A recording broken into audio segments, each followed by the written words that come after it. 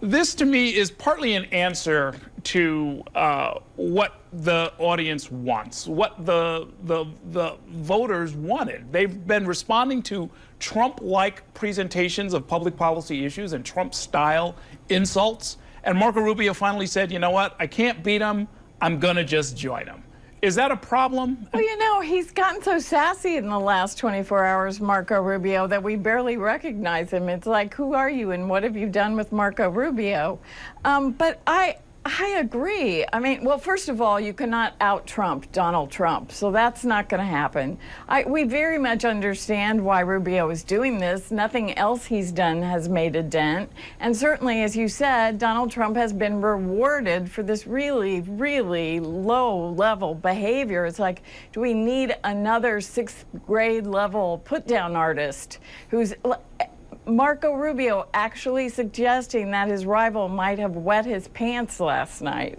But I hate to see this. I mean, for years, I've been arguing that the toxic discourse in politics has really left a lot of people feeling like they don't even want any part of the process. But now, not only was I wrong about that, but I was so wrong that what's bringing in all these new non-traditional voters and interests, the likes of which we've never seen, is the even more toxic rhetoric than before. Trump, he's great TV and he gets all the attention.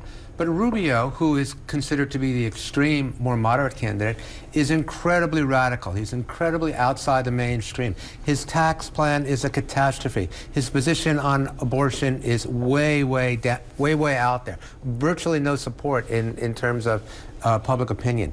And yet, because he behaves himself and he gets the endorsements of fellow Republicans because he's playing within their rules, the fact that he's taken these incredibly radical positions is not discussed at all.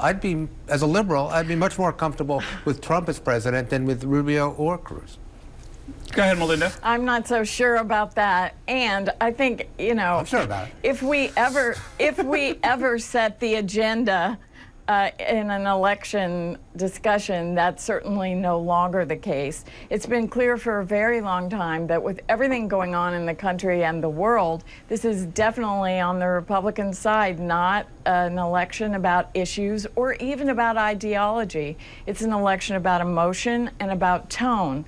And now everyone is adopting the Trump-like tone, and I think that's a real shame. Okay, we're going to take a short break now. We'll be right back with these fine journalists in just a moment.